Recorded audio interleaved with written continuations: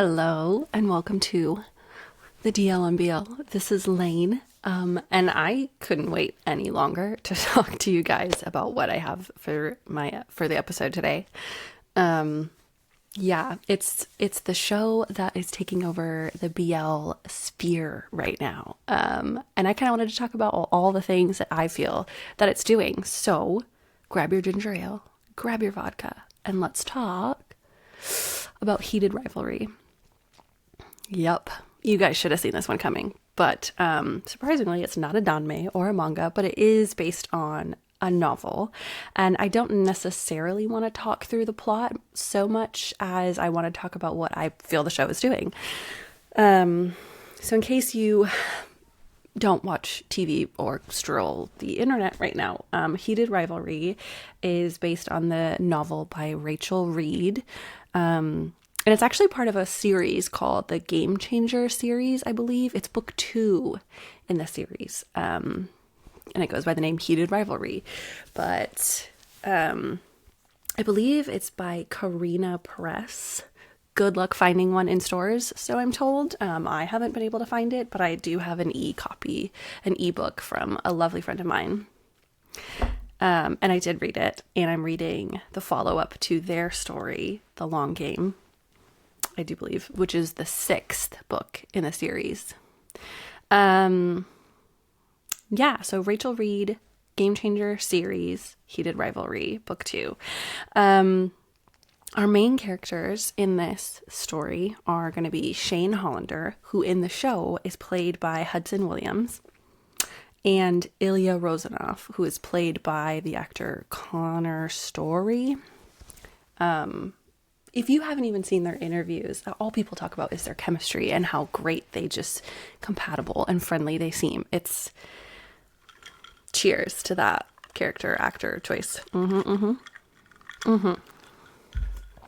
So, I definitely want to start with I follow through Instagram and the blogs and internet emails, them.com.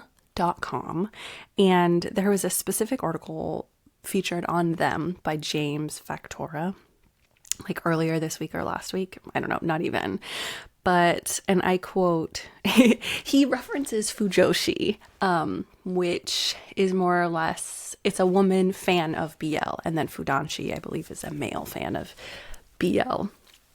But Fujoshi term is coming around thanks to this, or at least in my web circles, which is just tickling me. But, and he says, and I quote, "There is in fact a long and rich history behind the term Fujoshi, and even entire academic disciplines devoted to studying the social behaviors and self-identified Fujoshi and the media they consume," which, by the way, I'm going to do a separate episode on because I have multiple nonfiction books and essays and research articles on the topic and the histories of BL, and I definitely think that's something that we have to share on this podcast. But for them.com, and even the cast themselves, really to talk about the way women are some of the biggest consumers of this show and this genre, I felt it had to be commented on, I guess, by me. But it's, I don't know, it's a change. Changes are coming. Changes are happening right now. And I'm here for it. It's time. But yeah, for this show to be bringing Fujoshi to the stage is beautiful. And in fact, in an interview, the actor Connor, who plays Ilya, says something like, straight women are consuming the show because they, and I quote, "are so exhausted by this idea of straight men," end quote. And it's,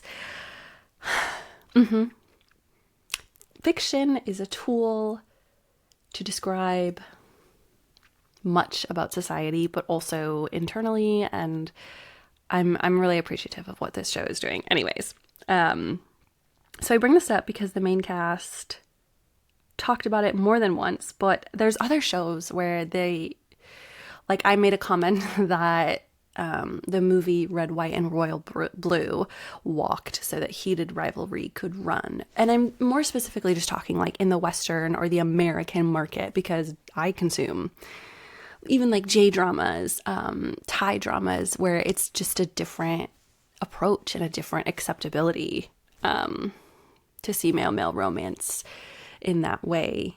And oh, what else is it?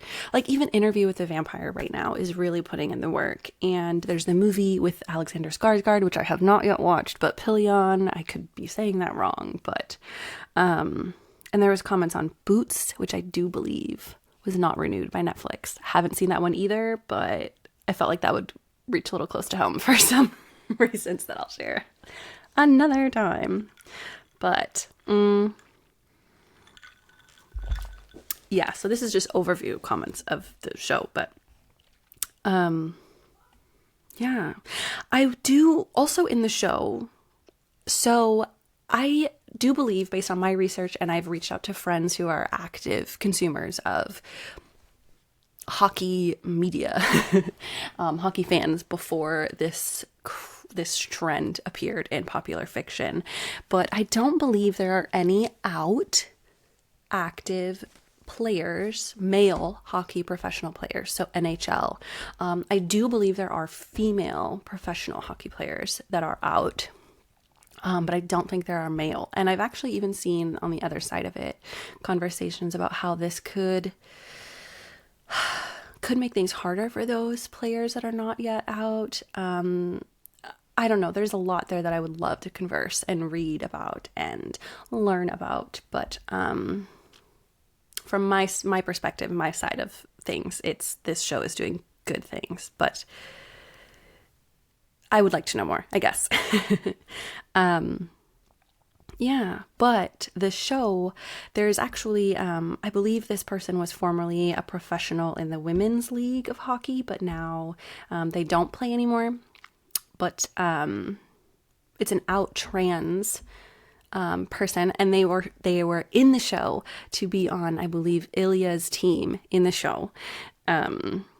Harrison Brown is his name, former hockey player professionally and a trans man, like outwardly so, and in the show portraying just like moving mountains, I feel like, and really putting so much of themselves out there for inspection and reflection, and it's amazing. So shout out Harrison Brown.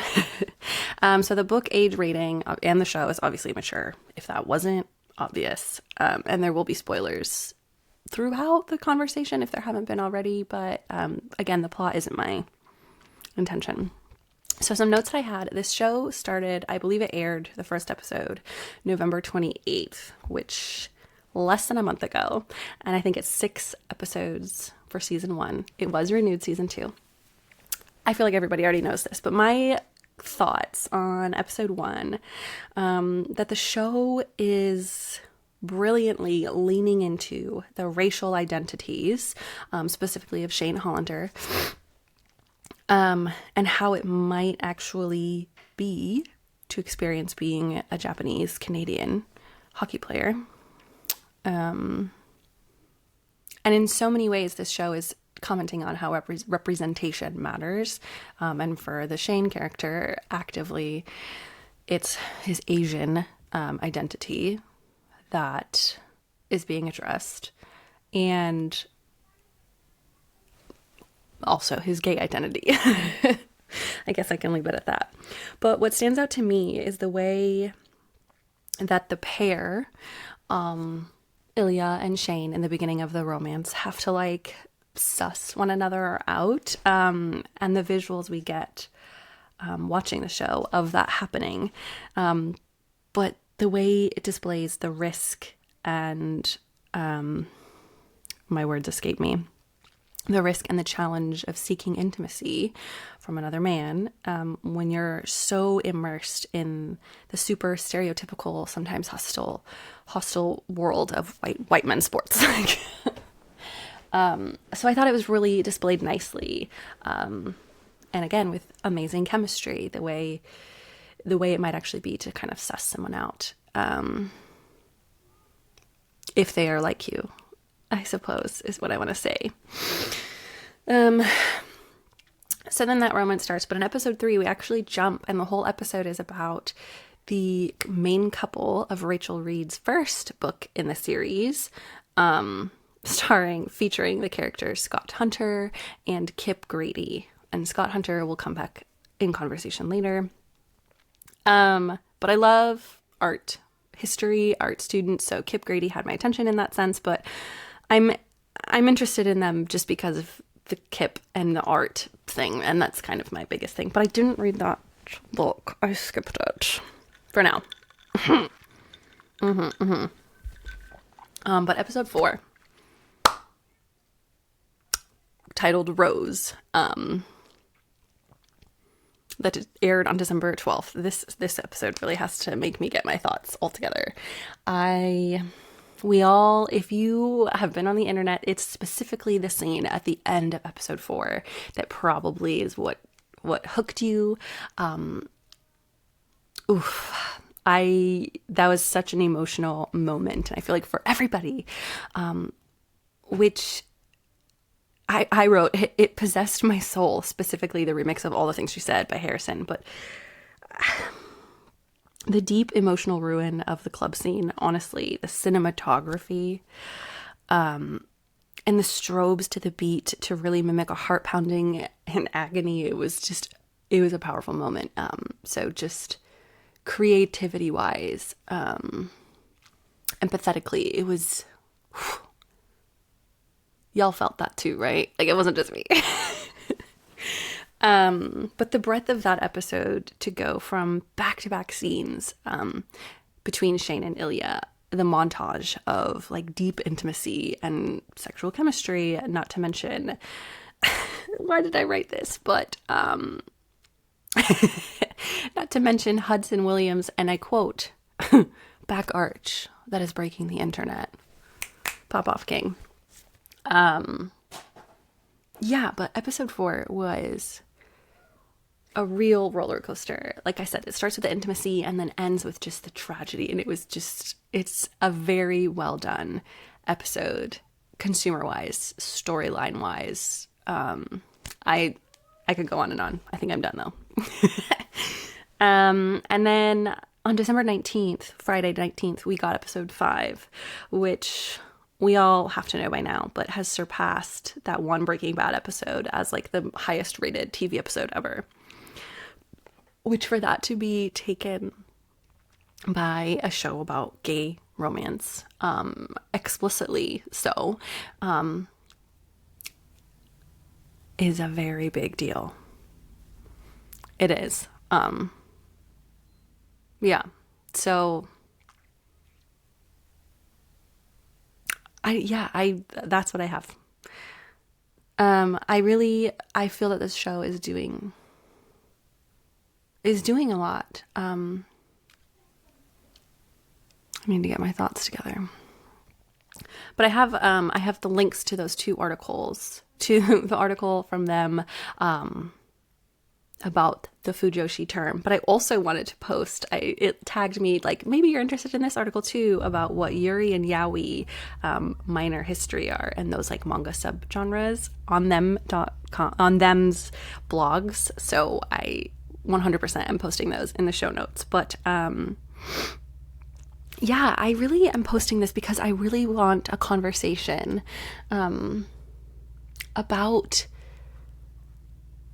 how this representation matters. And going back to Scott Hunter, the symbolic imagery of when Scott Hunter wins the cup or whatever and invites Kip down to the ice and kisses him on live television, and the way that it literally impacted Shane and Ilya, and they said, okay, I'm going to do this. I'm going to act on my relationship, on my feelings now. Is very symbolic of the whole show and what it may or may not be doing for persons that feel as locked away as Shane and Ilya might. So the potential for metaphor from this show and the potential for symbolism, for the good, from this show is wonderful. Hopefully, potentially, it can be.